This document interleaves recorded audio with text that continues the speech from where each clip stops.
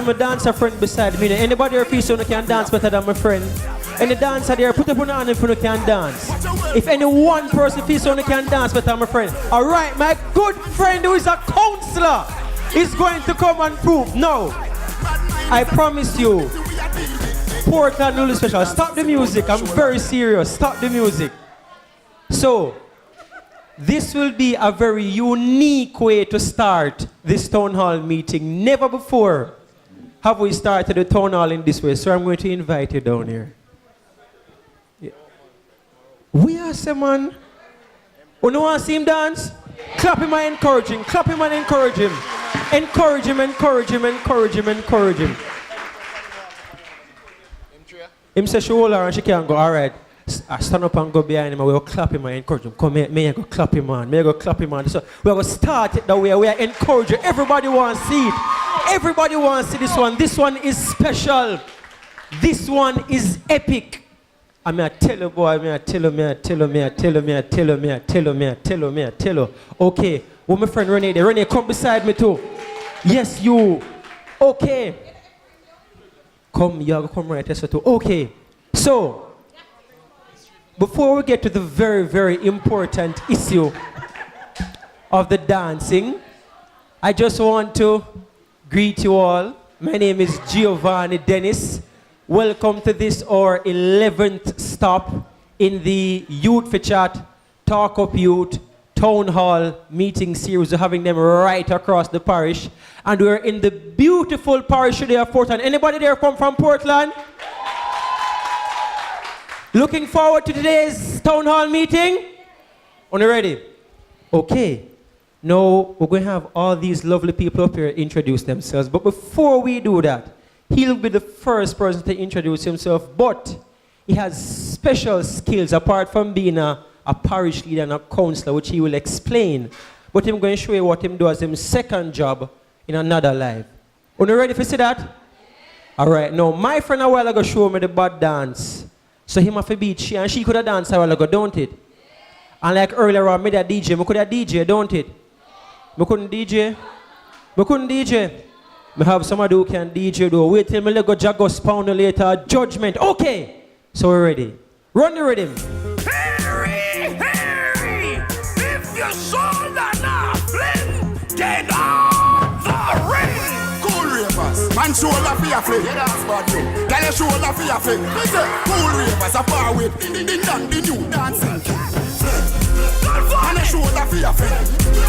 Tell your shoulder for your fling.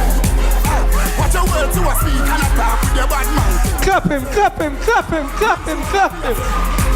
Afternoon, everyone. Once again, as I told you before, my name is Giovanni Dennis. Welcome to our Youth for Chat Town Hall meeting here in the beautiful capital of Portland, Port Antonio. We're coming to you from the Port Antonio Methodist Church. How are you feeling today?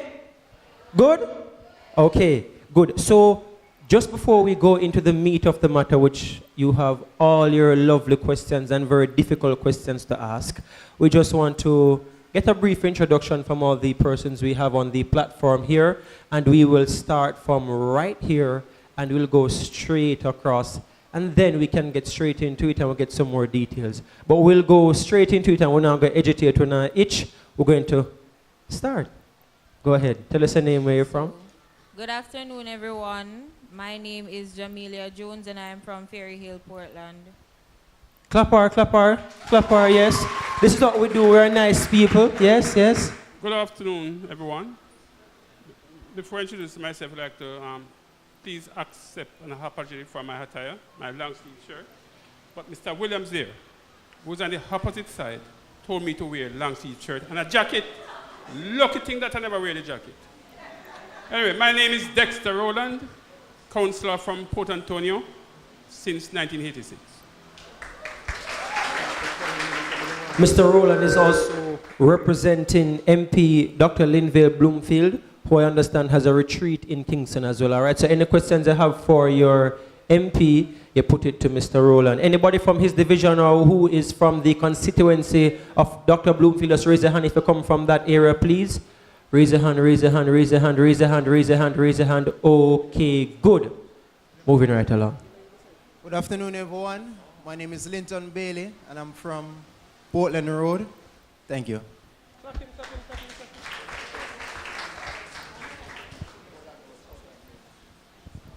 Pleasant afternoon, everybody. My name is Monique Oates. Yes, Oates.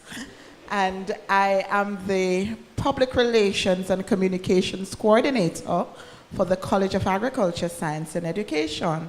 And might I tell you that Linton was my student.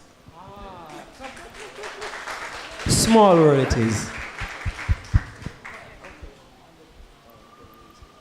Good afternoon, everyone. My name is Tanya Buckley McFarlane, and I'm from Port Antonio, a student of Case. Pleasant afternoon. How are you feeling? Wonderful.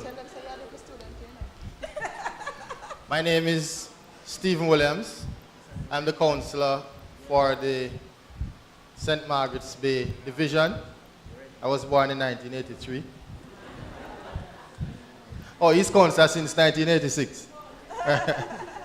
Anyways, and I'm also representing His Worship the Mayor, Councillor Paul Thompson, Mayor of the town of Port Antonio. I'm also representing the Honorable Darrell Vaz, Member of Parliament for West Portland, and the Minister. So any question that you have as it relates to regarding the town of Port Antonio and for the constituency of Western Portland, may it be to the MP and or any other councillors, you are fine. And also, Councillor Rowland and I will share the questions with regards to other functions of the municipality as well. I'm a past student of Case, and Ms. Monique Oates, of course, was one of my lecturers. Thank you. Good, so we have a wonderful batch of people up here. So just to give you guys a background of what we are and what we do, at the heart of this project is we're strengthening the capacity of youth right across Jamaica to be advocates, develop a parish agenda, look at the issues affecting each and every parish, and then we come up with solutions on how we want to fix them going forward. And a few of the issues identified in Portland so far: lack of job opportunities, one of the highest, in fact, it is the highest percentage in the entire country at 85% of the youth indicate that that's a big issue affecting them. Poor road infrastructure as well. Again, one of the highest that we got in our survey, 63%. Limited skills training at 39%, unsatisfactory transportation to school, 33%, and limited social spaces. So these are some of the issues affecting the youth here. Before we have them ask you questions, I just want both councillors just to tell us what exactly your job entails. What do you do as councillor? What is your responsibility? What are your responsibilities? Just so our youth can understand exactly what you're responsible for. So we'll start with you, Mr. Rowland, and then we'll take it from Mr. Williams. Yeah, good afternoon again. Our responsibilities are very limited. Our direct responsibilities, limited to roads, some roads, not the main roads, limited to water supply, some small water supplies, limited to the market, to the infirmary, and to parks, and to transportation system, bus shelters, and so on. But we have extended road. For instance, we have to look for opportunities to develop the town so that employment can be created. And it is not an easy job, extremely difficult. For instance, the BPO industry is making waves in Jamaica at this moment, but there's limited access to place for it to really come into being. So you have to make appeal to the government to maybe reconstruct the factories down Bournebrook. We have been making that approach to them. It hasn't come true yet, but we heard that it is near.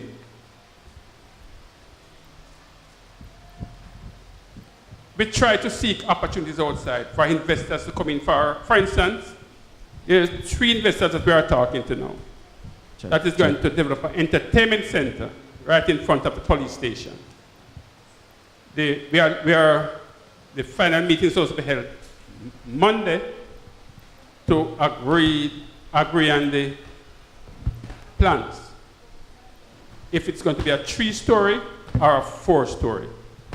This we expect it's going to maybe include casino, which we expect apart from providing some employment opportunities for the young people, it will bring visitors in, which can maybe look on investors can look on ways now and say, boy, we have to build another hotel or 2.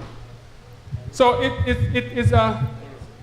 There have been many councils over the years from 1944, before I was born. So it is to develop a country is long, hard work. And even when I'm gone, you'll be there to continue development. Okay. All right. So, Mr. William, yes, please give me a round of applause. Thanks so much. Just tell us your roles and responsibilities and what you're responsible for, what you do. All right. For me personally, I am the chairman of the planning committee of council. The planning committee really has to do with the sustainable development plan of the parish. So we provide oversight with regards to the administrative responsibilities with regards to building application and so on. So any building that is being built, any roads, etc., the chief engineer and also the director of planning, along with their technical staff, would vet the application, see to it that they meet the technical requirements, etc. And then they would recommend it to us, and we review, and based on their recommendation, we approve or disapprove, right? The broad responsibility of the municipality is really to see to the overall sustainable and orderly development of the parish and a whole, especially our major towns such as Port Antonio, Buff Bay, Mansion Hill, Hope Bay, etc. Right? But taking the entire parish, the municipality is funded mainly by property taxes and also from motor vehicle licensing fees, right? So those are some of our basic roles and functions. Councillor Rowland would have given you a little bit more practical examples. So as I said, building application and approval.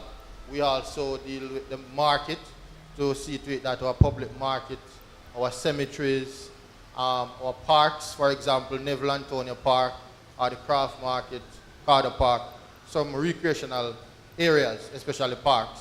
We are responsible for those to ensure its upkeep and continuous operation in a sustainable way. Quite a lot of stuff there, quite a lot to throw off. Give me a round of applause, please.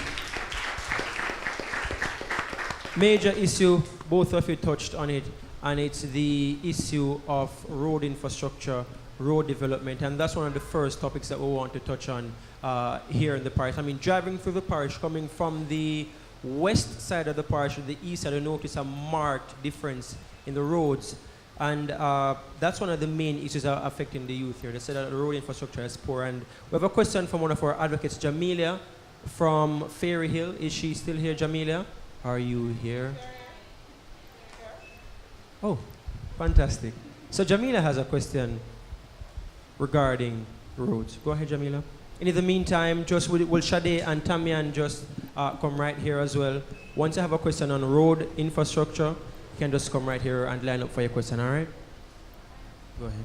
Okay, so my question is, what are the MPs and councillors doing to address the issues in Portland that have to do with bad roads in areas such as the Non-Such District, Millbank, Ginger House, Cornwall Barracks, etc.?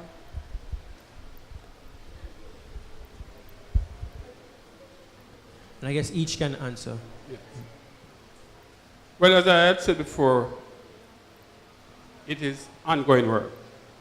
For example, the road to Moortown was as bad as the Millbank Road.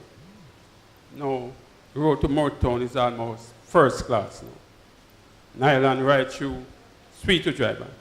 The only thing lacking up is street light. It's not is traffic light. Beautiful road. The MP I know is every MP that I've worked with, Sam Lawrence, Keith Rod, Donald Rod, continue to make representation for Up the Valley. I remember one Prime Minister, and I was very disappointed when that, but I won't mention the name, said that there's a demand on the road right through Jamaica, but the valley has to wait because it doesn't fit in. They're looking at all right, if I put in $1 million, just like when you make investment, will I get back 10? So if I put in $1 million in, say, Negril, maybe a hotel will be built there. If I put in $1 million in the Rio Grande, maybe that won't be built. But the fact is, though, Millbank is a farming area. And we think that if the road to that is fixed, it can prove of tremendous benefit to Jamaica. So I know that the MP is plugging away. We hope that very soon that will be repaired. The east part of Portland, eastern part of section of Portland, the Negril to Port Antonio Highway, it was supposed to finish at Manchineel. For some reason, it was stopped at first and last, Boundbrook. There was a previous plan now to make a highway from Harbour View to Port Antonio. It was supposed to start 2016 March. Well, that plan was shelved, and they are going to. And the minister assured me that they are going to start this year. Just yesterday at a meeting in St. Thomas, I asked him, and he gave me the assurance. It won't be a highway again. Who gave you the assurance? Minister Chuck is the Minister of Justice, but we had a meeting with him in Mark Bay yesterday. On Thursday. Thursday. Training for JPs. All right, you're there. No, I wasn't there, but I followed training for JP. And he assured us that the road from Mark Bay, from Harbour View to Port Antonio will start this year. So you can maybe feel a little bit better. But he was speaking specifically about issues of development in St. Thomas, to be very frank and remembering the context, because there was a training for JPs in St. Thomas on the highway. There was the four-way that they're talking about acquiring people's lands now was specifically for the parish of St. Thomas, between the ending from outside Kingston coming into St. Thomas. I think her question is more specifically about the parish of Portland, and if there are any specific plans. I mean, if there are not any, you can say so. No, he had said that the road from Harbour View to Port Antonio will start this year. It covered the whole thing when I asked him. For this year? Okay, fantastic. Let us move on to Shade or Tamian? Tamian. Okay, go ahead, Tamian. Tamian has a question as it relates to pollution. Go ahead with your question. And by the way, Mr. Rowland, we're not very hard on it. We may ask very hard questions, but you can sit down and answer them. You don't have to stand up and answer each time, all right? So you can rest, okay? When you answer, you can sit. Go ahead, Tamian. Afternoon, everybody. We realize that rural areas such as Snow Hill and Springbank, and town areas such as William Street, Market Front, the Library Park, and Blake Street are being polluted with garbage.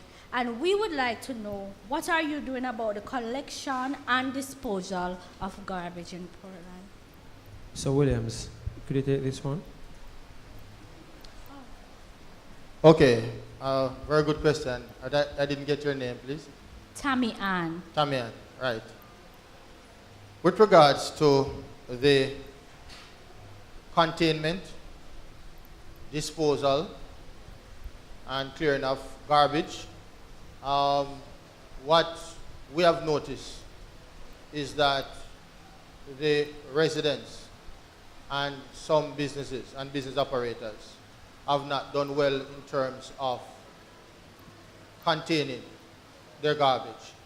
What I mean by that, for example, a business operator will have various different types of garbage and end up them just take it out and throw it out in a drum or something, or just put it at the road, on the roadside, right?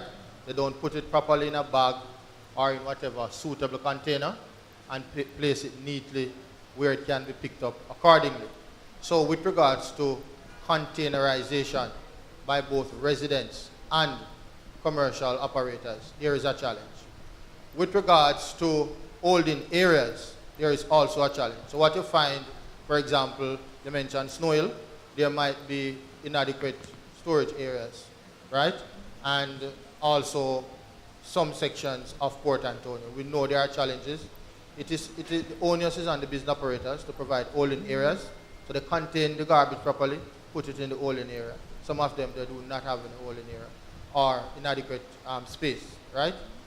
I know that the Ministry of Health, through the Portland Health Department, we have been collaborating and we have started a program where, if you notice, within the past week or so, we have placed some bins, right? 50 bins in and around the township of Port Antonio. 35 and in Port Antonio and 15 on the outskirts to include Boston, Hope Bay, Buff Bay, etc.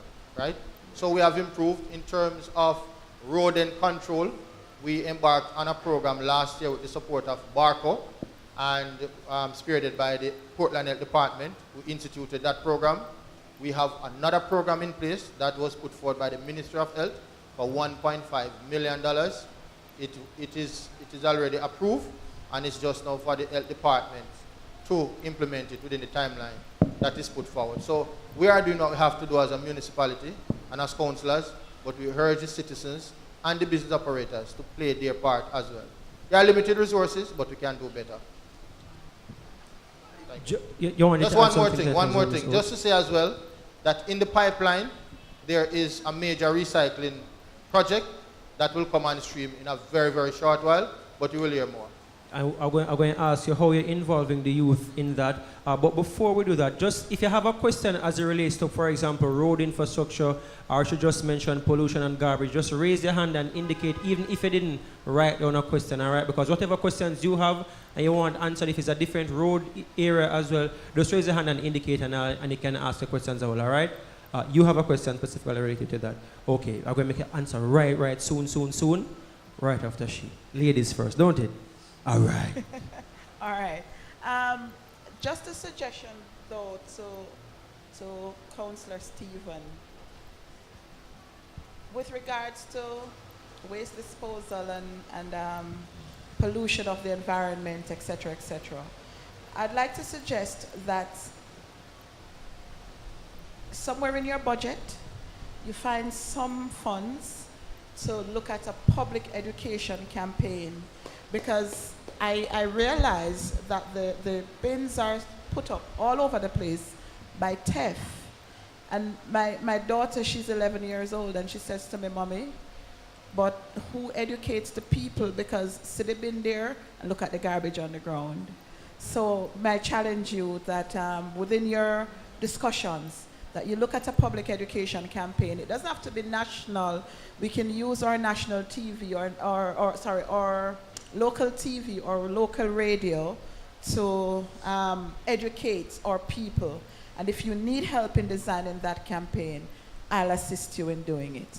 Well, Miss Oates, you look like you talk up for the youth, them man. Talk up, you, Miss Effie. I like it. You were speaking quickly about something as well. Yeah, that you wanted to add? I appreciate the input, and it's very significant that we do public education campaign. We have been having discussion with the NSWMA, National Solid Waste Management Authority, and we'd really like to collaborate with CASE on that. I know that the municipality, we have a summer work program, and it is something that we could probably look at to include the youth, right, to assist with the public education drive. All right? Thank you. Okay, you're no good. Any other question related to garbage? No. You, but you have something first. Got you. See, there's someone here when I can afraid for movement general. Where someone clap him. Good evening. My question towards garbage collection in the district of Anchovy is that we need a collection like twice a week because sometimes the truck doesn't come to the district and pick up the garbage, so it's scattered all over the community by dogs and other things. So garbage collection in communities. yeah, so when or how could you do that? I know that Anchovy, we have discussed it, Councillor, many times at our various meetings. What happened is that there was a holding area on the main road. Well, there was a container on the main road, but it was destroyed some time ago, right? Now we had looked at the possibility, right, to put one there, but based on the advice that we received, the public health concern, it wasn't the most suitable place to put it. So what, as Ms. Oates said, maybe we need to do some public education whereby persons contain their garbage, and that, as you suggest, that there is a schedule pick up at least twice per week, right? Or when they look at it, they will better be able to work it out. You understand? So it is a concern that, again, I'll bring forward to the NSWMA ASAP. Yeah, but with respect to Councillor Williams, so you get the advice from the public health authorities of not putting it there, so because of health concern, which is fair and understandable.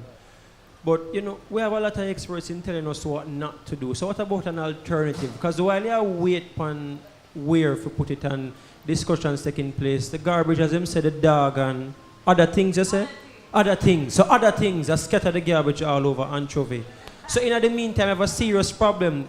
Councillor Rowland, from your perspective, how do you, as the elected officials at the parish level here now in the municipal corporations, what are you doing in the meantime, though? Because it's clearly a serious concern. And I know you have a question next on that. I'm a good friend, Shadi. May I come to you after this? You're a promise. A long time you stand up. Well, that is where public education comes in strongly.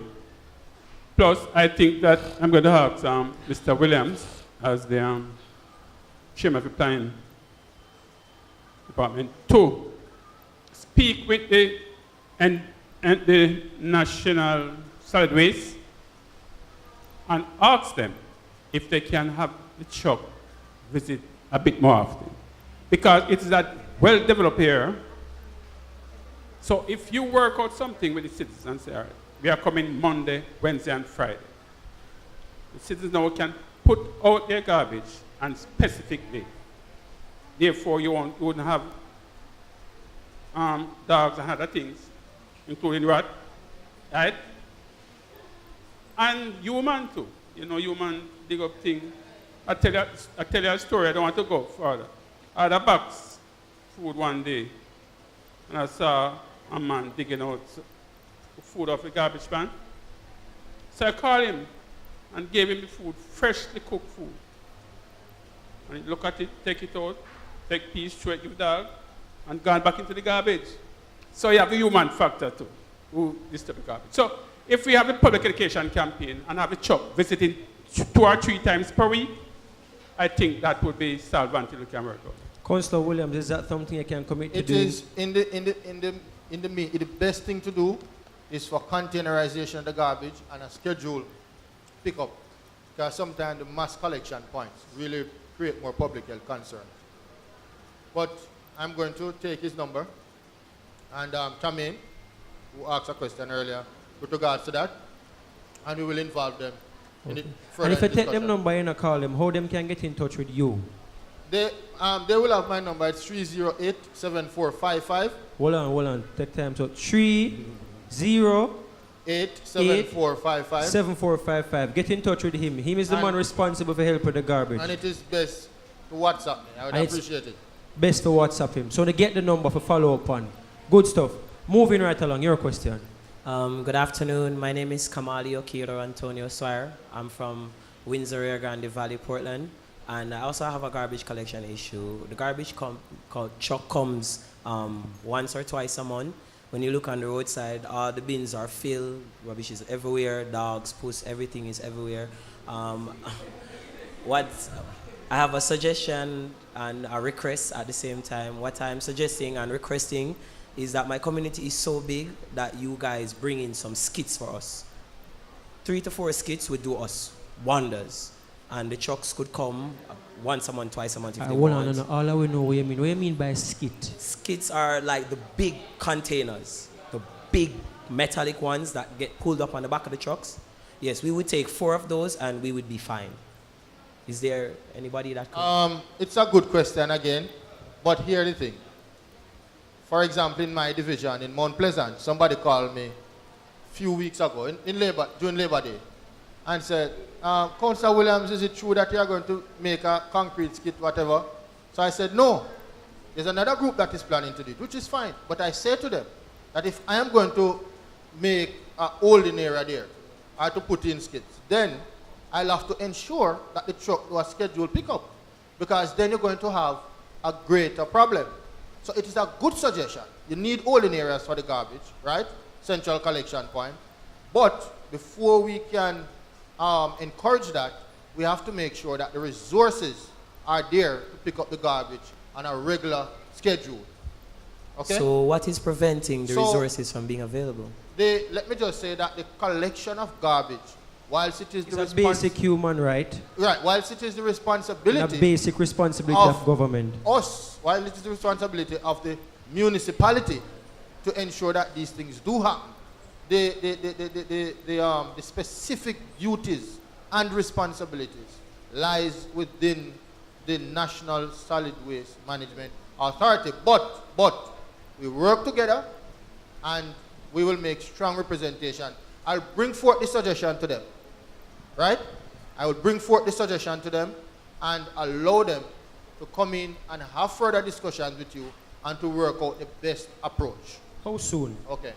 I cannot say how soon they might be able to come in, because I know their public education team is sort of centralized and I don't know what their schedule is like, but we are going to advocate for it to happen as soon as possible. Okay. You have a parish representative for the NSW in Portland? There is, yes. There are at least 4 of them. You can take it to that person directly? Yes, man. There are parish persons that go through every day now. But in terms of the responsibility for public relations and so on, it lies, it is central, right? Counting on you know, Mr. Williams. I remember, so we'll have your number. All right. Shade, your time now. So moving on from the issue of garbage collection, we'll put a whole heap of pressure upon Mr. Williams to follow up with that and the NSWMA. So we're supposed to get some results from that very soon, right? Okay. We're moving on now to the very important issue of water. I personally want to know why in certain areas we have water and other areas we don't have no water. Example, you have Free School, certain areas of Norwich, certain areas of Prospect, many districts and areas we have no water. And if we have no water, how we're going to bathe, how we're going to go to school, how we're going to brush with teeth, how we're going to drink. There's so many things we need to do. Water is the daily life.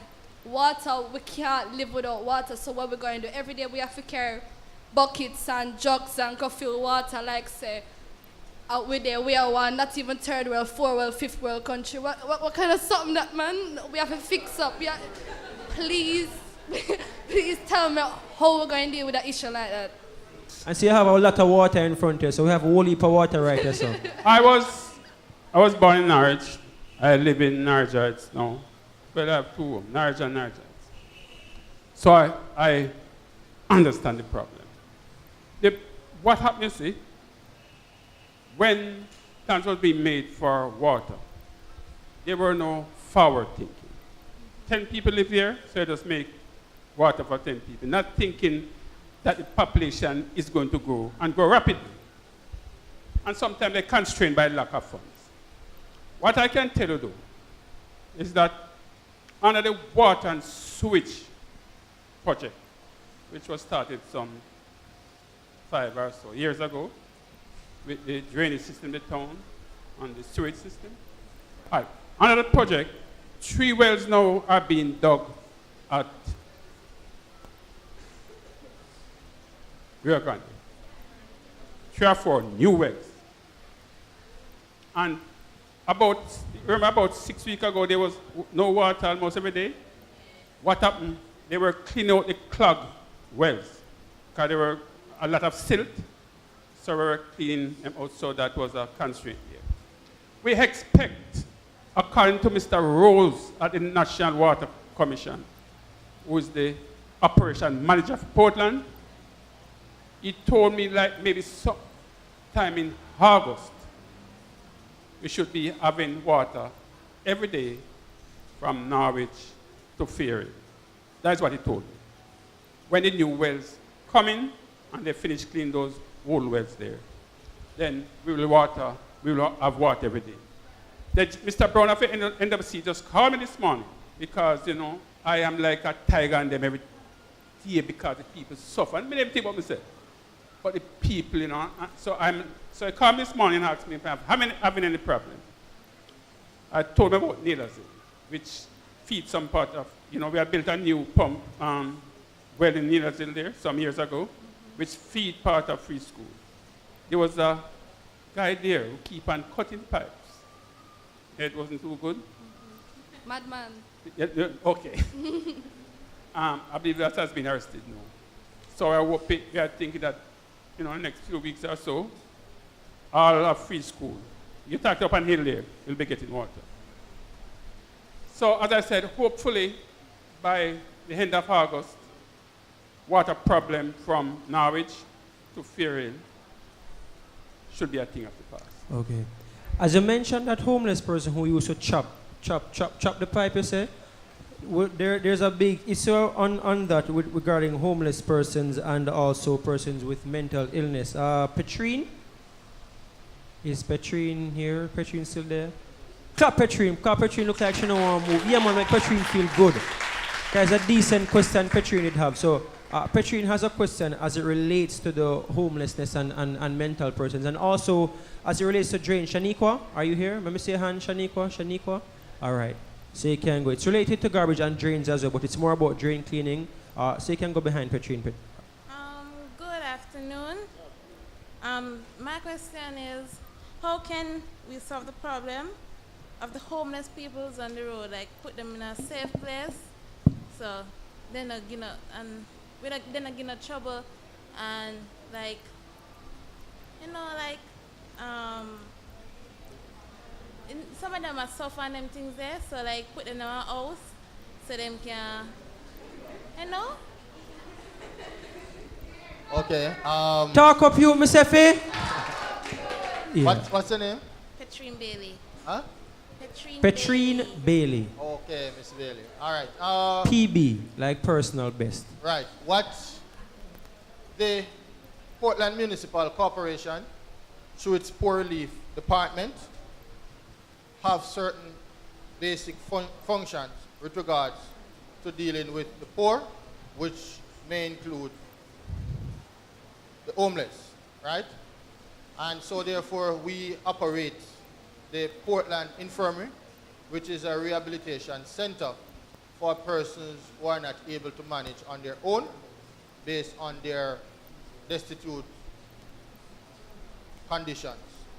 And so that infirmary is there, it's just since this year, the Minister of Local Government, the Honorable Desmond McKenzie, opened a new ward, right, that was constructed at almost $20 million, right? And fitted with all the necessary amenities to house our female residents, right? And as we speak, within another few weeks or another few months, we will break ground for a male ward. Also, through the Chief Executive Officer and our I'm sorry, let me see. You're going in a few months, you'll be breaking ground for a male ward where? At the Portland Infirmary. Okay. On the grounds at the Portland Infirmary, right? Okay. So we are improving, right? So we can serve our residents. Yeah? And the youth can look forward to this within 3 or 4 months. I can see somebody itching to ask a follow-up question. Yes, and as I said, our chief executive officer along with our director of CORE, they had a meeting with the committee, right, and the homeless committee to do a survey. They did a survey to with the residents of Port Antonio and in and around the area of Port Antonio, and some of those same homeless people are that you mentioned, right? And what we found out, Mr. Dennis, is that a number of those that we see on the road each day, they are not really homeless. You understand? That's what the survey discovered. But for the few that we identified, the committee has made contact with their family members, and we are looking at all the possibilities that are necessary, right, to facilitate them. Just to say as well that we also help with the Portland Rehabilitation Center. That's another physical space adjoining the Portland Infirmary, where those that are more active go there, they can get their breakfast, lunch, and dinner. Some of them are there, they choose not to stay up there, etc. So we are doing what we have to do. There are limited resources.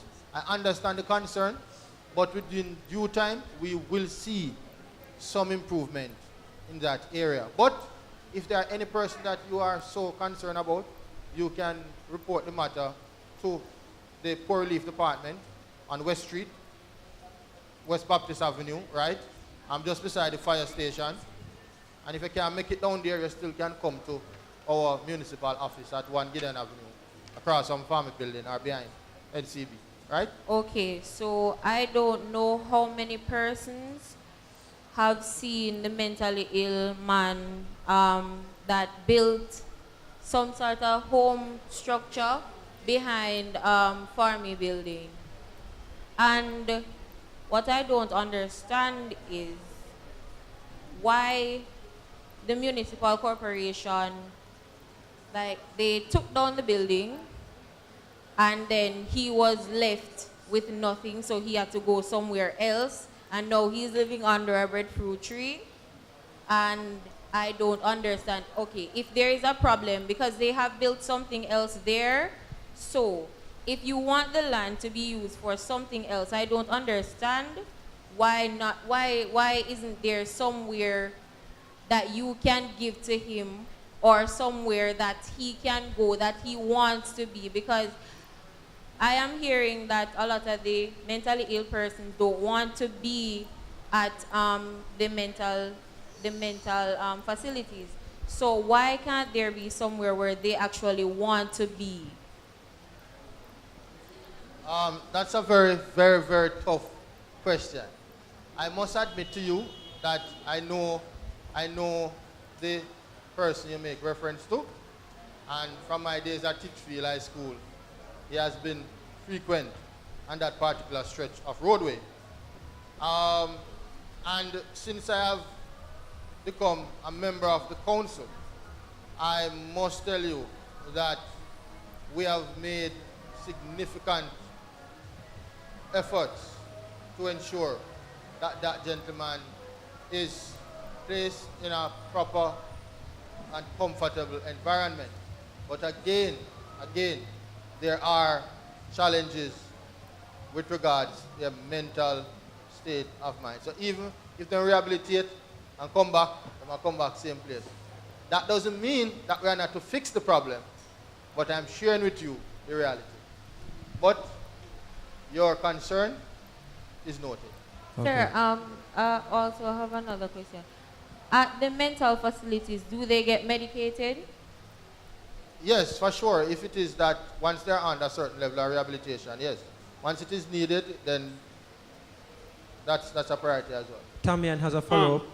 I would just like to say, it is not only at the facilities that they are medicated, but you have a team working with Ministry of Health who cover all of Portland every day. So you'll see them in the street giving this person injection, something to drink, from Hector's River to Windsor. But if they refuse, you cannot force them. And that is the thing that would love these youths here to take up in Jamaica. You can imagine that if you're a mad person, mentally ill and mentally challenged, nobody can touch you. Or, huh? Just get a microphone. The police, you see, will tell you they are not taking. You remember that there were some people in Mapen in St. James some years ago that they got into hot water for. The law is you cannot touch a mentally challenged person unless he commit something wrong, like stabbing you or kicking you. Hold on. No, I'm just telling you, that is the law. That's why I'm asking you as youth here. It would be nice if you as youth here could start to write and lead the charge to get those laws changed.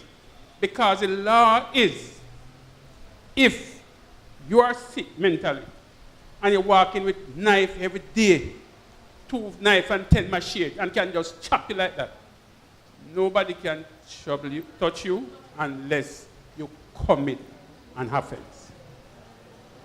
Go on again. Just for clarity, just for clarity. Quick question. No, just for clarity.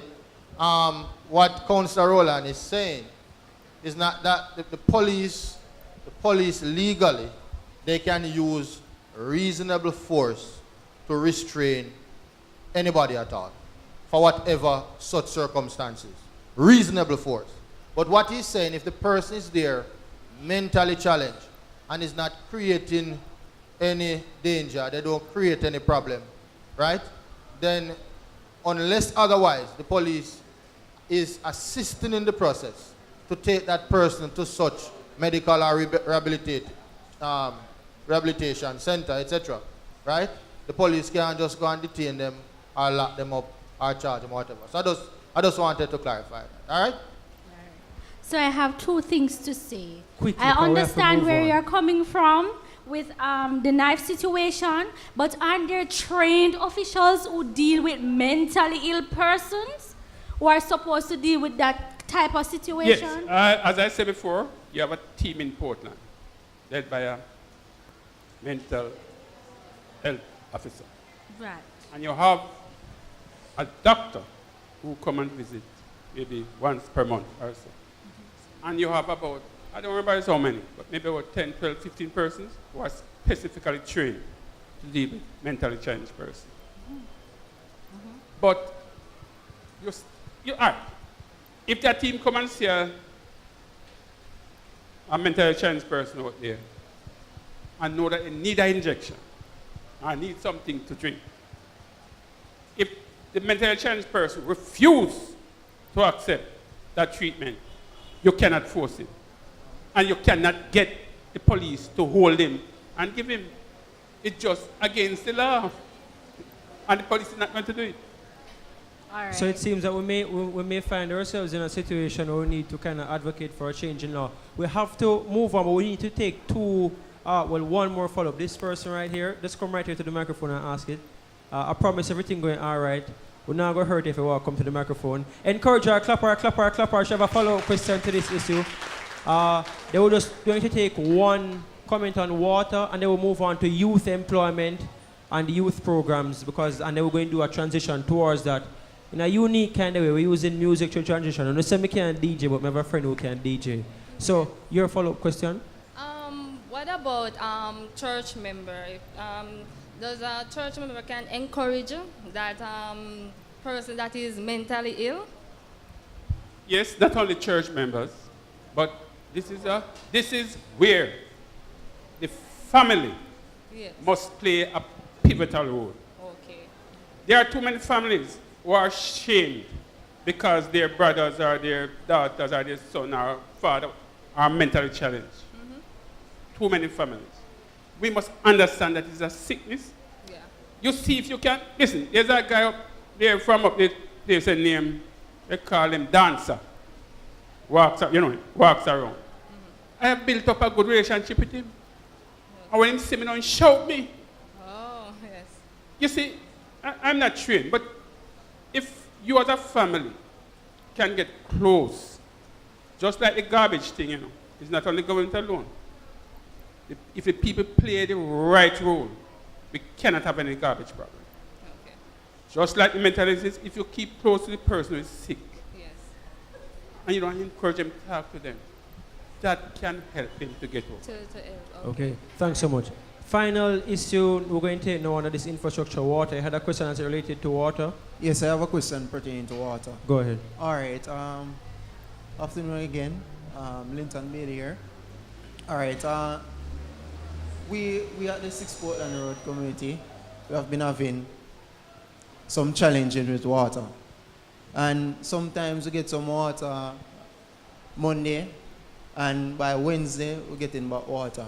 And this is a big issue for us in the community, where we need water. And I know that water is life, and so forth. So I want to ask a question.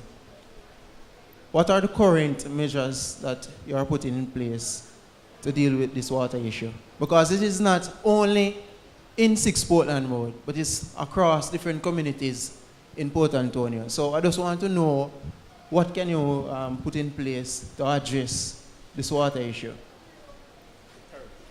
Yes. Well, as I said before, under the water and street, let's just for now, the NWC, although people curse them, I talk with them almost every day. And I'm convinced, up to this morning, Mr. Brown called me, he's the manager, called me and asked me if there's any problem still. They are hardworking and they are trying their best, but they are under constraint with the supply. Now, under the water and sewage project, they're going to dig 3 new wells. Mr. Rose, the operation manager at NWC, told me repeatedly that by maybe about the end of August, people in Port Antonio and surrounding areas, like Norwich, Anchovy, Drapers, Fairhill, everywhere in the town, Mount Oakley, Pleasant Hill, their water holes should be open.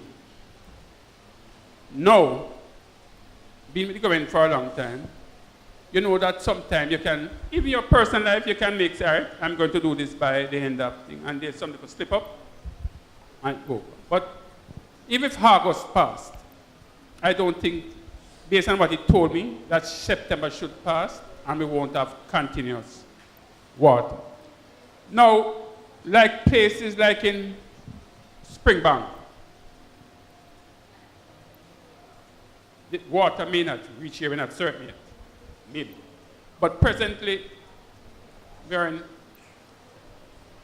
the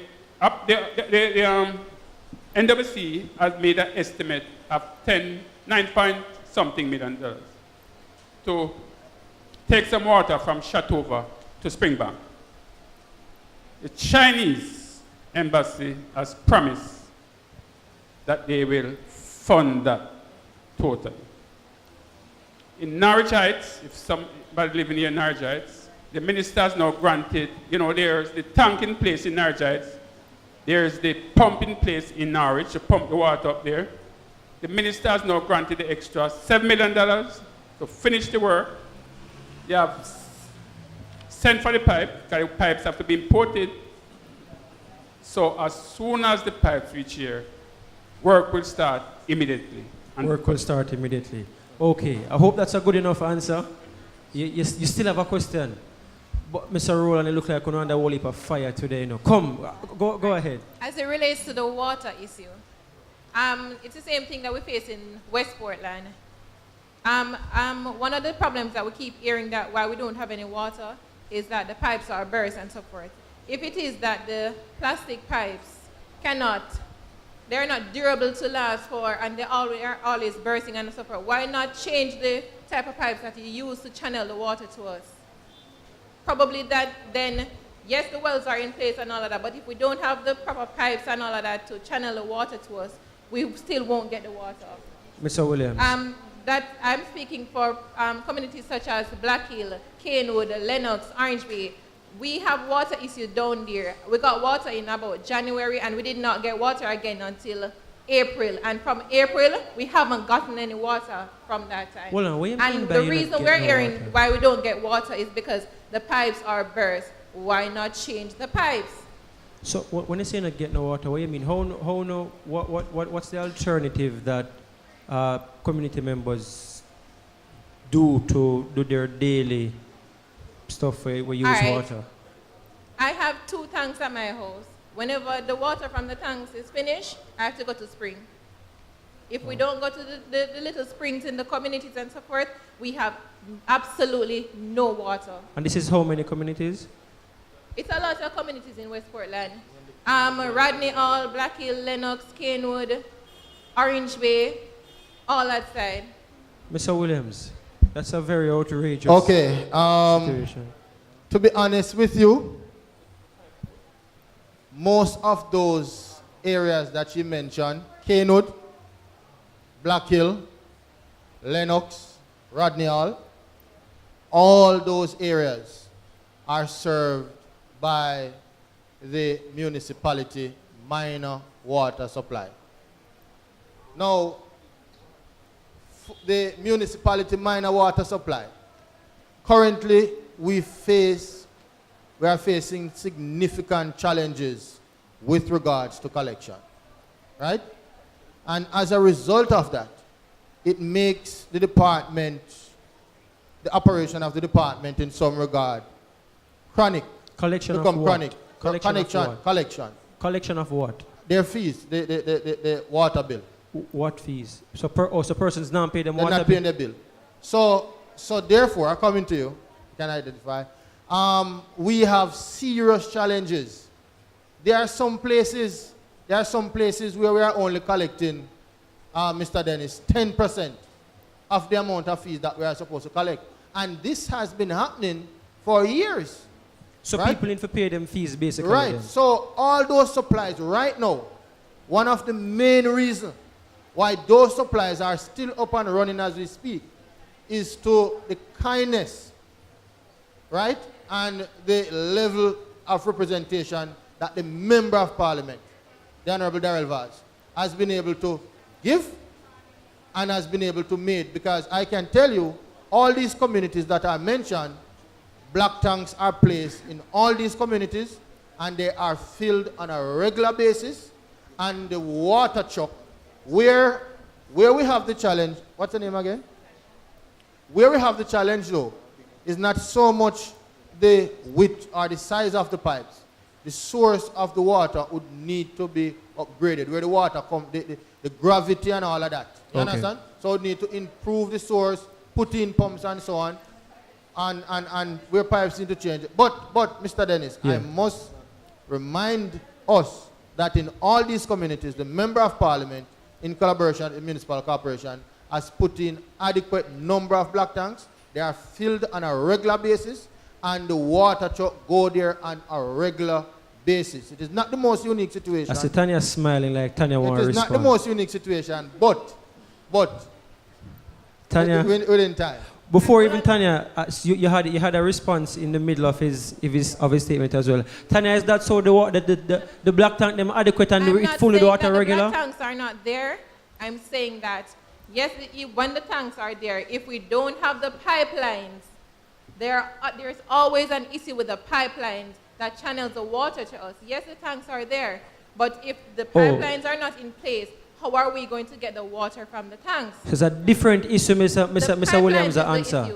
Mr. Williams, that's the Whenever you ask question. about why aren't we getting any water, the pipelines are not, whether rain wash it away or they are burst. So water there, but you can't get the water We then. can't get any water because Mr. Williams, you there's have an to issue work with on the that. pipeline. Wait before you answer though. One more, because we at the last side this, I promise you, have to move on, or else I'm going to cut my throat. And I don't want them cut my throat. We have to move on. We have some other issues to talk about, Come. Right, so good afternoon. My name is Narisha Allen. Hi, Narisha. Hi.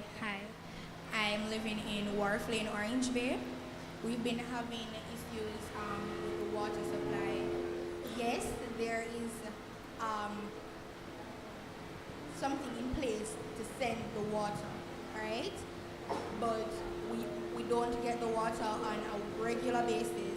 And when we do, the water is not suitable to be consumed. And sir, you mentioned something about fees. Would you like to pay your money for something that you are not getting, or when you get it, it is not suitable for consumption, yet you purchased it or paid for it? Talk up you, Mr. Fee. Boy, them sound unanimous in another one, Mr. William. If you help you answer that one, yeah? All right, I'm going to be honest with him. What I can say is that clearly him no work at the NWA, and clearly some of it is a little bit above his pay grade. But at the same time, you come here, you represent the mayor, and you represent the member of parliament, Darrell Vaz, so you must have to take the fire. Let me address your concern. First of all, with regards to not good for consumption. Right. Is that true, by the way? Are you aware of that? I'm going to speak very specific on it. Okay. We at the municipal corporation, we get a monthly report from the Portland Health Department that has the responsibility to provide oversight and to, meaning do the necessary testing and so on, and ensure that the providers of water, to include the minor water supply from the parish council and the NWC and others, are up to date.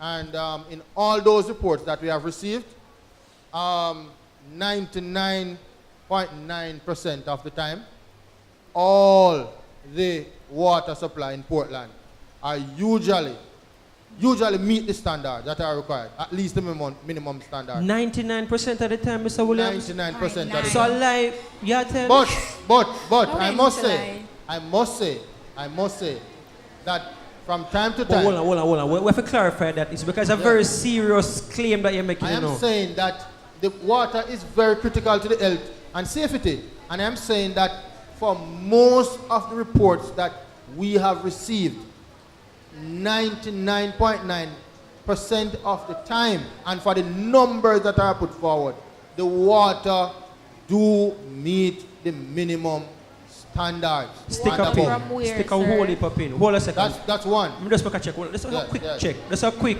empirical check.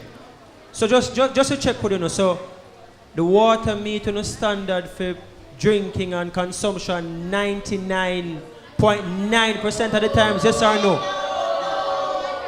It's so away. I saw Mr. Rowland shaking his head as well, you know. Mr. Rowland, what did that mean when him say 99.9 they do like this? What that mean? Quickly, we have it's the final part on this. Now we have to move on, guys. It's my colleague, my good friend too. But the fact is, you see,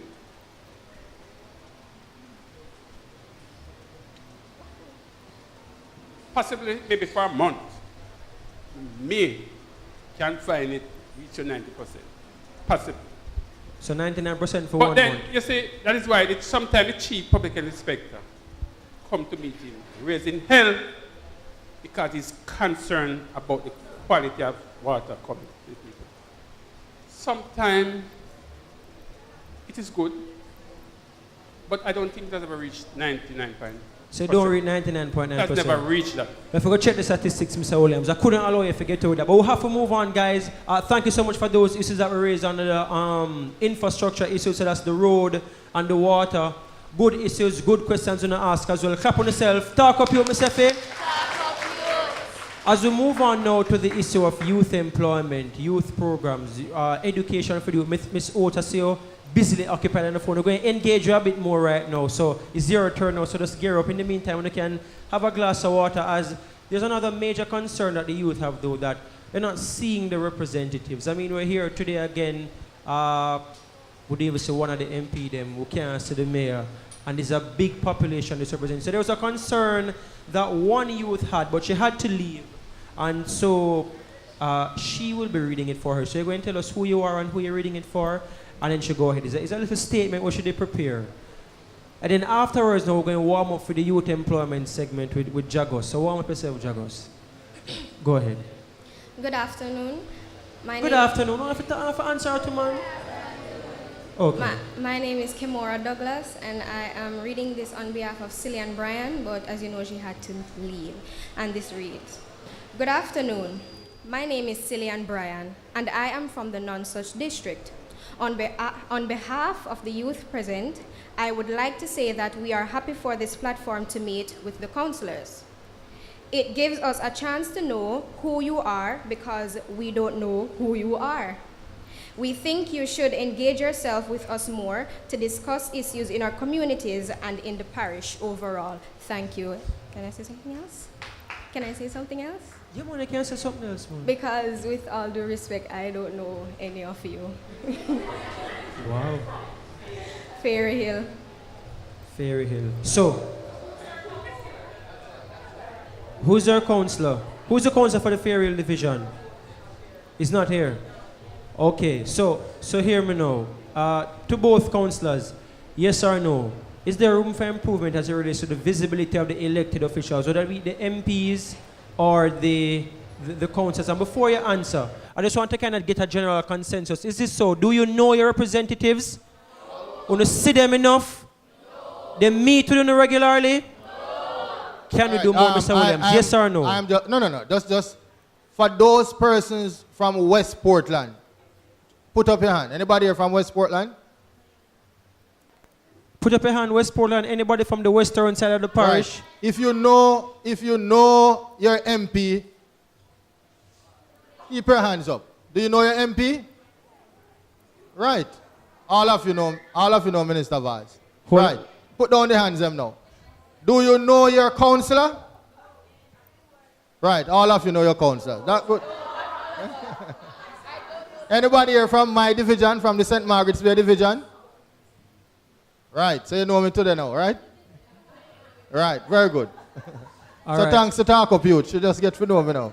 Okay. Right. But just to say though, Giovanni, that... Yeah, because the bigger issue is engagement, you know. It's not even about knowing, you know, but... Yeah, man. But if a couple of them barely even know you, right, or no, what that really have to say about the engagement? Just to say that the Portland Municipal Corporation will be embarking on a series of community meetings throughout this fiscal year, right? And we are hoping to have our first one pretty soon. I just had words with the CEO since week, and hopefully within our series of council meetings starting on Monday, she will tell us more where the first meeting will be, etc., etc. But we are expected to go through various clusters of communities. Not all the communities, but within clusters. I want to bear with me because I'm a journalist, and so I have an inkling now for follow. I'm going to be honest with you now, Mr. Williams. You start sound like a politician to me now. Like you now be down to her like we're embarking on a program. We're going to have a series of meetings, and coming Monday we're going to know where the first location. So you really don't have nothing in place yet, you know. But based on what you say, it just sounds nice and it flow. Mr. Williams, you see, you have a room full of you. We don't attack you, you know. We don't attack anybody, you know. We just say. Them don't know or no. Right? And you have so much brilliant young people. So them bright, them educated, them intelligent, whole heap of questions, and them are engaged with us so good. Just meet with them and know them that it can't be too much for asking. Just like in a genuine kind of down-to-earth way.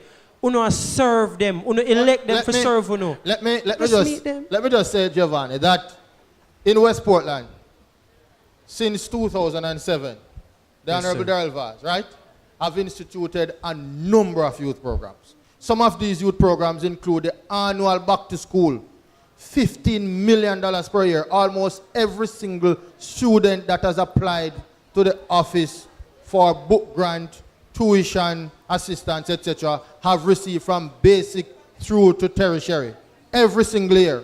The Member of Parliament also have an annual corner league or community league that all communities usually participate. And we hope to start this year one immediately after the World Cup, and we are going to run the women cricket competition again and also the netball, right? The Member of Parliament has also instituted several homework and community recreational facilities, such as the computer lab in Buff Bay, in St. Margaret's Bay, in Oak Bay, in Fruitful Vale, and we are commissioning 2 now within the next few weeks, the MP will officially open the one in Mount Pleasant and in Harthill, right? Also, as we speak, the recreational and learning facilities, community facilities, are being renovated, upgrade, and construction are taking place at a total of $120 million to include Lynch Park, to include a new facility, brand new facility at Keynood, which all those facilities including light, stand, pavilion, computer centers, and so on. Fruitful Vale is already in place. And the Member of Parliament has also built 5 brand new basic schools, right? And 2 more to go. We will be building the one in Mount Pleasant on the 5th of July, right? Over a 3-day period. And also, there will be another one as well in Mullet Hall. So, a lot of youth activities, Ms. Facey, are happening in West Portland. A lot of youth activities. And last year, more than 200 youth were employed in the Member of Parliament Summer Employment Program. And this year, it is no less, including 20 through the municipal corporation, from my perspective. All right, thank you so much, Mr. Williams. We're going to move on. I know you want to say something, Mr. Rowland, and I will allow you. It would be unfair to not allow you to speak. But with all the way you just outlined, Mr. Williams, I'll know you're not telling me about the engagement with the youth and the dialogue. Well, sir. So you do all of these wonderful programs, and most of them don't know about them. You don't know about them?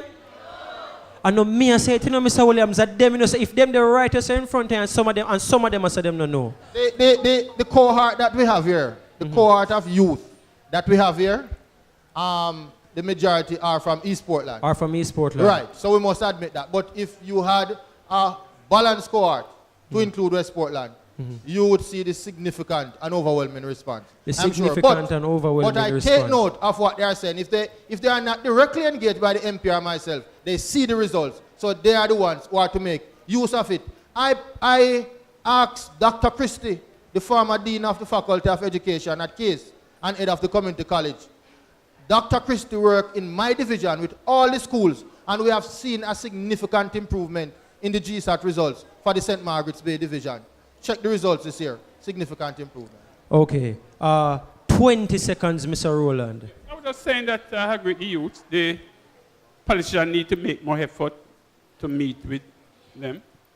And I think, on the other hand, too, the youth must make some effort, especially when you have meetings, to come and meet with politicians. What they don't know. Because, as Mr. Williams said, every year we do school assistant, hundreds of youths, school employment, we visit schools.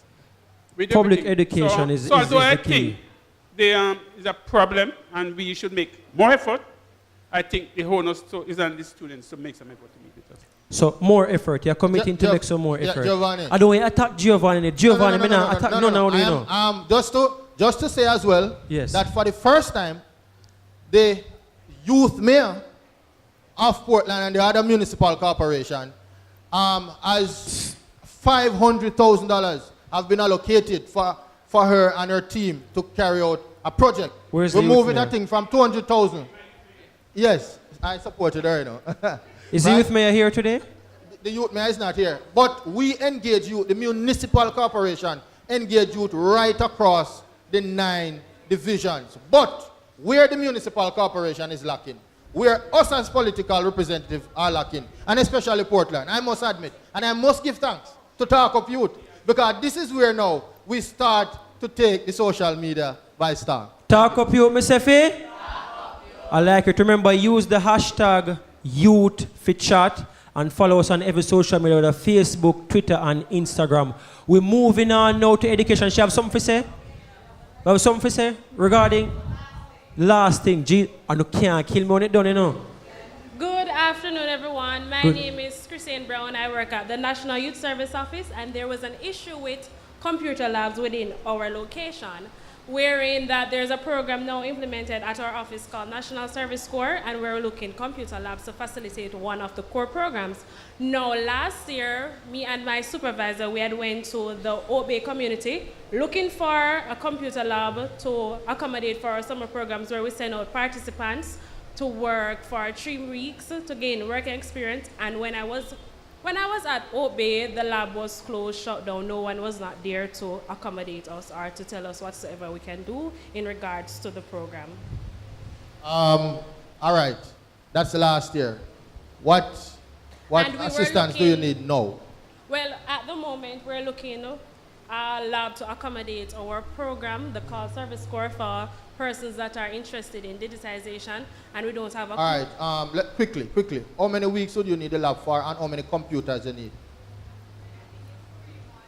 3 months and 30 persons. All right, for West Portland, we have computer labs in Harthill, Buff Bay, Oak Bay, Fruitful Vale, St. Margaret's Bay, and Mount Pleasant.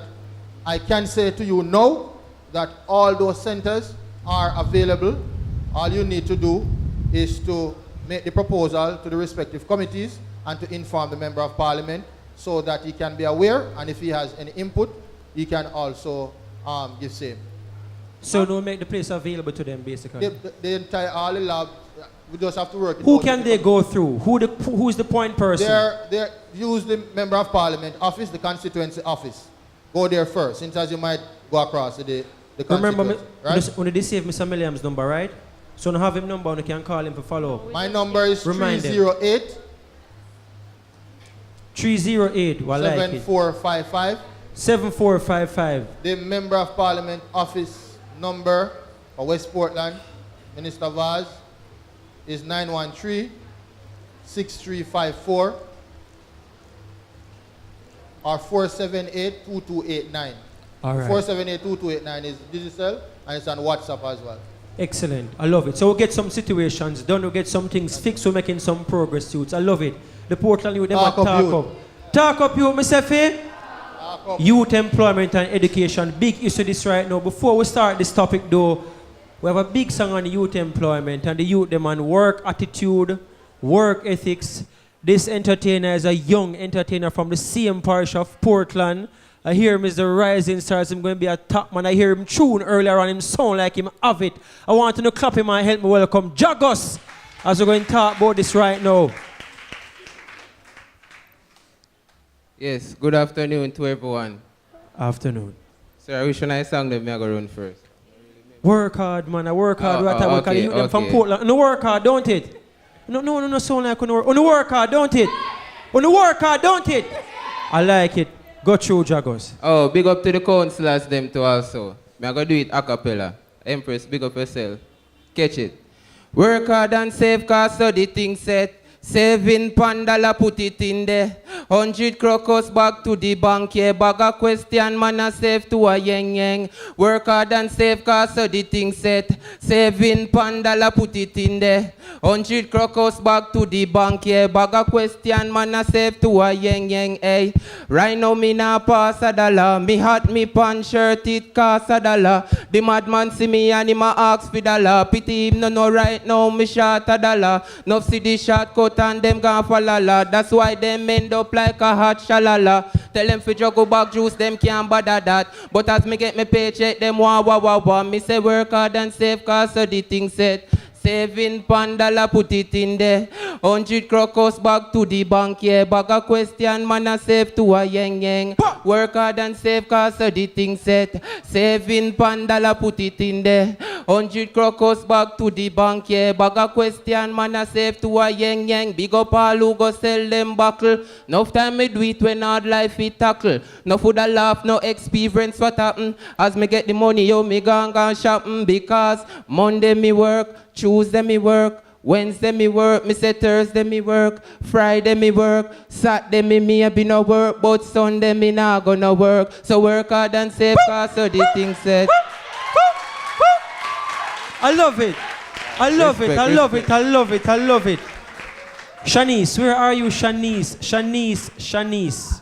Where is Shanice? Let me see your hand, Shanice. Afternoon, everybody. My name is Shanice. I'm from Mansion Hill. My question is, what plans are being implemented to solve unemployment in our parish? Our goodly mayor is also the councillor for Mansion Hill. funny enough, it was just yesterday, no, not yesterday, Thursday, we were in a discussion about employment, and all of us admit that, especially within that area, there is a fairly unacceptable rate of unemployment, especially among females.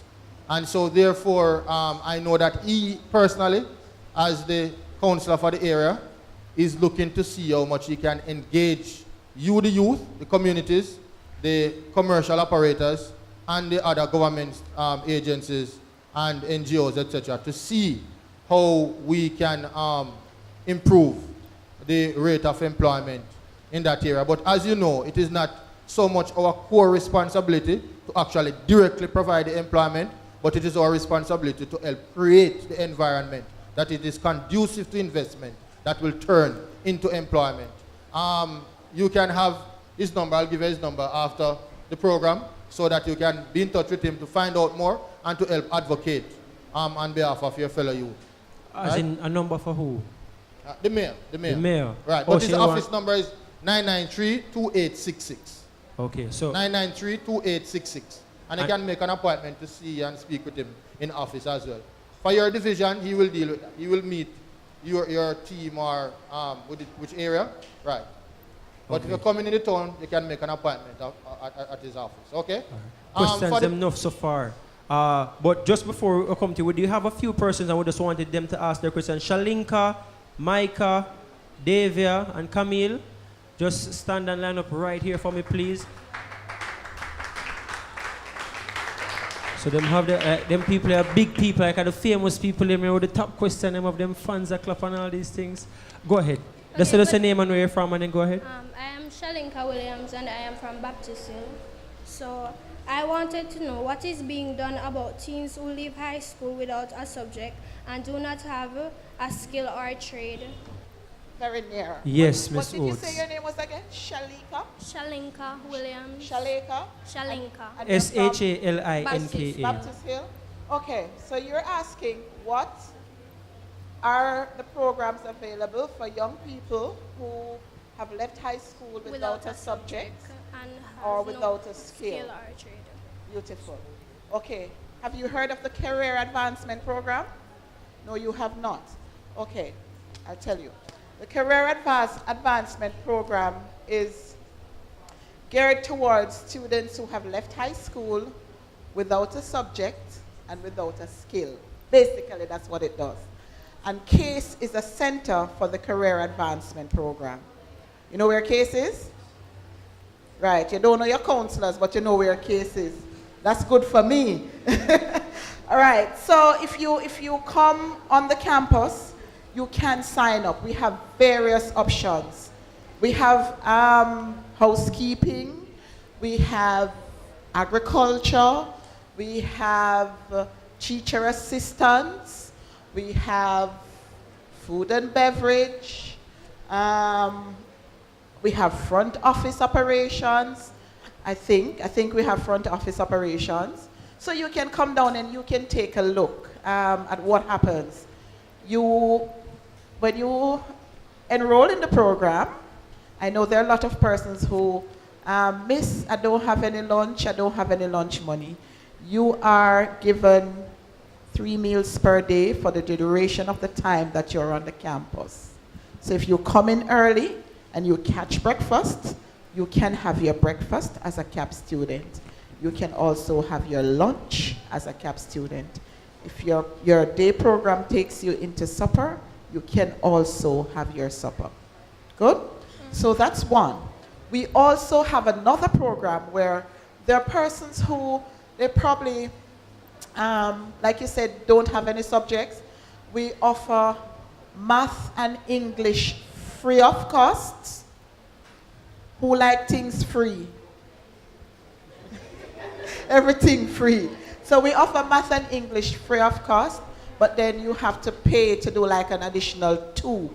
And what that does, we don't just give you the subjects, we're giving you an opportunity to enroll into a tertiary institution program, preferably one of our programs, when you're finished, because at that point you would have had your 5 CXC subjects that will allow you to matriculate into one of our associate degree programs for which you are so qualified?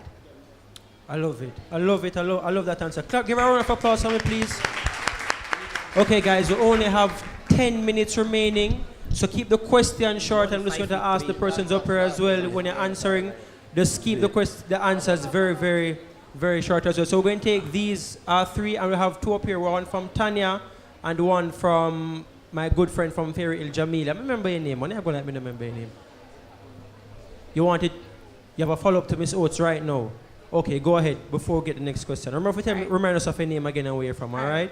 As it relates to what Ms. Oates said about the CAP program, what I think that the persons offering these programs could do is to go around to the high schools and to market the program to the grade 11 and the grade 10 students.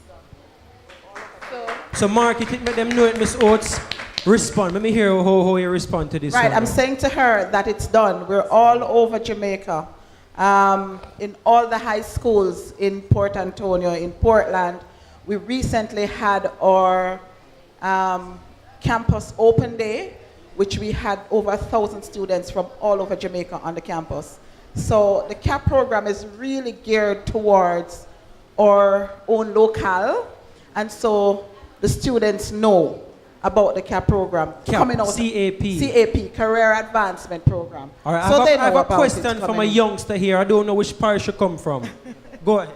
Hi, I'm from St. Andrew, and I like Portland. I have one question, because it's important when we talk about government and governance. I have a problem with everything is free, because things cost money, and I think it's important for you to share with us who pays for that CAP program, out of what money, out of what budget, so we can eat free. Because I don't know where you go to school and they feed you 3 meals a day. Only a case. And none of we come from that school there. So this is kind of interesting. Who pays for that? All right, so Empress wants me to go into that. The government pays for the CAP program. They pay a certain amount of money through the Heart Trust per student. So I guess it comes from the Council Fund.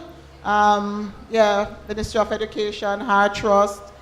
You know that those of you who your parents work and pay taxes, it's how much again? There we go. So the taxes cover it. So it's not free after all. Right. Okay. But it's free to you basically. But somebody has to pay for it. And so she's saying that she doesn't know anywhere else that gives you 3 meals per day free. Case does. We plant our own food. We grow our own chicken. We grow our own pork. We grow our own. Yeah, we eat what we grow and we grow what we eat. I love it. You have one more question, young lady from St. Andrew. Come, Mrs. C, excited. Come, clap her. Bring her in. So come. You have one more question? Oh, you never get to do it? All right, you're very welcome. Clap her that early from Portland, from St. Andrew. Okay, we're coming back to Portland now. Good afternoon. My name is Cllr Antonio Swire. I'm from... Yes, it's a big name for a big man, yes. For a small man, sorry. I'm from the district of Windsor, Rio Grande Valley. A simple question for you, Miss Monique. Is there an age limit for this CAP program? I like that question there. You know, I'm really not sure, but I want to think there is. I'm going to give you my number, and you can give me a ring or send me a WhatsApp on Monday. My number is 873 7518. Could you repeat that from the stop, please? 873 7518. Thank you very much. So give me a ring on Monday or you send me a WhatsApp, and anything re-case programs you can ask me about. Okay, thank you very much. You're welcome. All right. So we're going to take Jamila's question now and we'll come back to right here. Go ahead, Jamila. Okay, so my question about unemployment in Portland actually kind of ties in with development in the parish. Yeah. Okay, so I don't know how many persons know. However, Portland is one of the parishes that actually started tourism in Jamaica. And it has become evident to me that there is no development or little development when it comes to the tourism sector in Portland. So I want to know if the municipality can do anything about that, which in turn will or should supply jobs for the persons living in the parish. Especially in the service industries. I find that so ironic, to be very honest with you, because the parish it's my first time spending so much time in the parish. And the parish is so naturally beautiful. You know, look at the coastlines and the areas. I mean, the road bad, but the place beautiful. What about the development of tourism in the parish? Let me just quickly say that, yes, Portland... Good question, by the way. Portland knows where tourism started. Regrettably, we would have seen some downturn in the tourism industry since the late 80s, coming into the 90s. And since then, since Hurricane Gilbert, as a parish, we have not really fully recovered. But the poor road conditions, especially in the eastern section, leading into St. Thomas, has not made it better for tourism. And so therefore, what we are anticipating with the Port Antonio sewage and drainage project and the improvement in the water supply, the improvement of the road network from here to St. Thomas, the upgrading and renovation of the Bascobel, the Ian Fleming Airport, right? And hopefully the renovation and opening of the Jagan Bay Hotel that is to come in the near future. Those will serve as a catalyst. The government is doing what we need to do with the Tourism Destination Council. There's a new Tourism Destination Council, and also an officer has been assigned to this parish, Mr. Darrell White Wong. He is assigned to this parish, and so the government is doing its work through TPDCO and the Ministry of Tourism, TF, etc., to ensure that we create the type of environment that will attract the investment that will turn into employment. So, 2 minutes to go. Your turn. Good evening. My name is Tamara All. As Giovanni said, Portland is a beautiful parish. So, as it relates to unemployment, I would like to, this is an idea still, I would like to know if there is entity for a Pizza Hut or a Burger King here in Portland, because as everybody know, we have to leave from Portland all the way to Ochi or Kingston just to get Burger King or Island Grill. So I noticed that there's a lot of old buildings here in Portland that is not in use. So I would like to know if you want some of these big fast food franchises come and employ the people in here. It could also I employ like it. Talk up you, persons. Mr. Faye. Wait, make sure you finish your question. I want you to finish your question fully. It will also allow open employment for persons. Persons also went to artists and food and beverage and those areas could be employed. So lobbying efforts to some of these major franchises, and I think some possibility can go on where that is concerned? As I said, the municipal corporation, we are planning some community meetings, and from time to time we do have meetings with the business community. So we take our suggestion, so probably we can invite some of these potential investors. Lovely. But in the meantime, make some burgers. Make some burgers. Final question. Hello, I'm Micah Hamilton from Norwich, and my question is, what is Portland doing to help youths who have subjects but no funds to afford proper college education? Youths who have subjects but no college education. Proper funds for college education. Oh, no proper funds. Oh, money to go to college. Okay, Miss Oates, I'm going to take that one and now she's going to step down for this, you know. I'm going to tell you about case, Miss Norwich Heights. I'll tell you about case. I can't tell you about any other college or any other campus. But I'll tell you that on my campus, a part of my job is to lobby for scholarships for students who are so in need. Are you a student of Port Antonio High School? No, you're not. Titchfield. Okay, you're a student of Titchfield High School. And I'll tell you the reality of Titchfield High School. A lot of Titchfield High students don't really remain in Portland and come to CASE. They go out, they go to UTEC, they go to UWE, probably even overseas, right? But a lot of Port Antonio high school students, though, because of the agriculture vacation that they do at Port Antonio High, they are gravitating towards CASE. So we have a scholarship program with them, whereby for every, I think it's 13 students that they send to us, we give a scholarship, one scholarship to a needy student, right? We also have every year scholarships from what we call, as long as you're a CASE graduate, you're called an old farmer. And that's a very big network. Recently, Minister Ruel Reid was inducted as an honorary old farmer into that big network. And we have a branch in North America, and they would usually give scholarships, sometimes 6, sometimes 7, of $1,000 per student for 1 year. Right? Now, usually that could cover your school fee or most of your school fee. We have arrangements as well with CEPROD, and they gives us 6 scholarships per year for students who are so in need. For me to go on and to tell you, it's probably going to take up the rest of Giovanni's time, but I just gave my number, so you can call me. We have programs that are starting come September, and I already have scholarship offers for those programs on my desk, but I don't have any students for them. What you say? So, for instance, I have a scholarship request for agribusiness program. Come September, we're offering a Bachelor's of Science degree in agriculture business.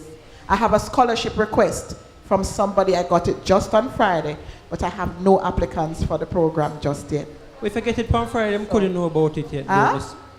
If I get it Friday, I couldn't know about it already. No. I'm saying the program is advertised, and it has been advertising.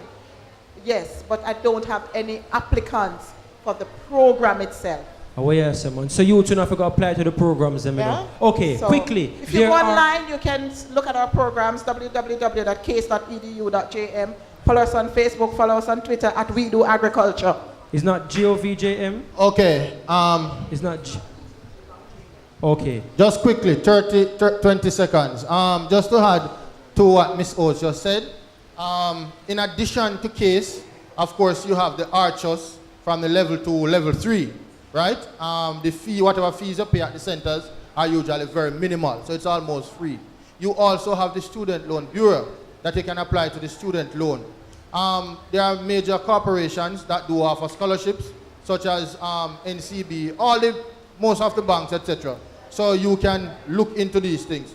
Let me just say to, especially the Portlanders that are here, most times I have seen students, Empress, I have seen students who struggle to go to other colleges outside of the parish.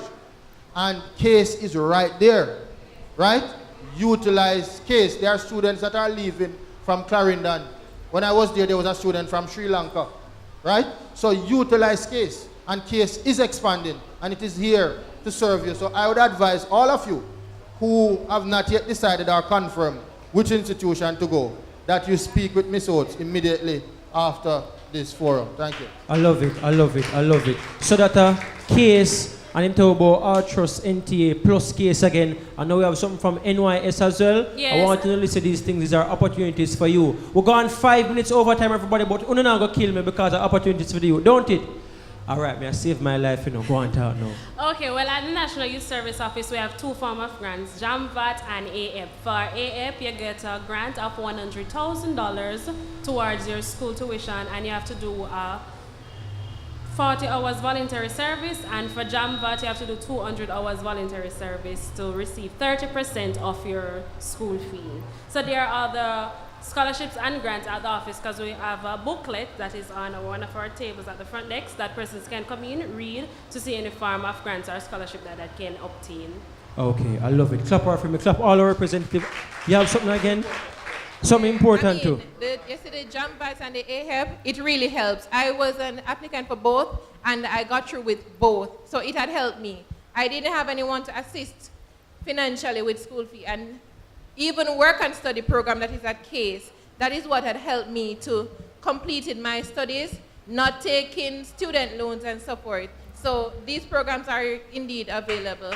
And one critical that they can get to is from the PATH program, especially those who are on the PATH program. You should speak to your PATH officer. There might be some assistance there as well. And right, $100,000. And for those who are from West Portland, make sure you make a stop at the Member of Parliament office, or you can speak with me, okay? Thank you. All right, so we finish with time, but there's an important question we must ask. Transportation for the youth. I guess it's a big issue as well. Transportation. We couldn't leave because they need to be safe, and that's a big issue. Ask your question. Good afternoon. My name is Misha K. Cole, and I would like to ask a question about as it relates to transportation for the youths. Now, I live in a community called Cascade that is from the West Portland division, and what major problem we have there is that there's only one bus to carry the school children, one single bus, and it's a flat screen bus, and you have children like over 30 or 40 children in the one bus, which means that the bus has to lap up. And most of the times, if there are accidents on the road, students who are sitting in other students' lap, they are not insured.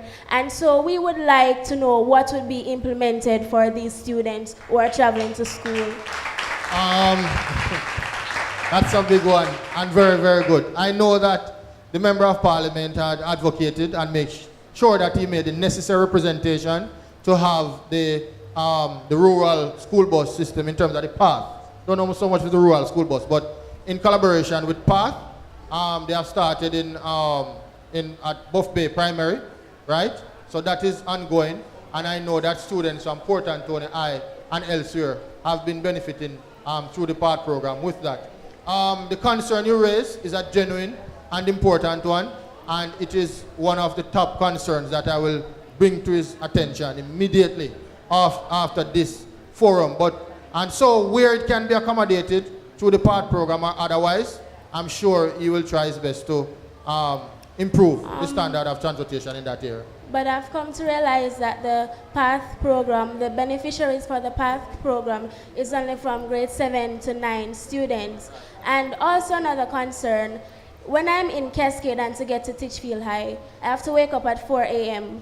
And when I wake up at 4 a.m., when it comes to me to go home from school, I'm reaching home like after 7 to 9, and then what time do I get to sleep and do my homework and wake up again 4 o'clock to catch the bus which leave by 5?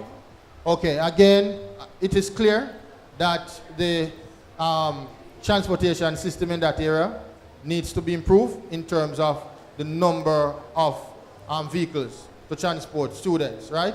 So I will bring it to his attention, and I'm sure follow-up will be done, and I'll also speak with my colleague, Councillor Vassell, who is also the Deputy Mayor.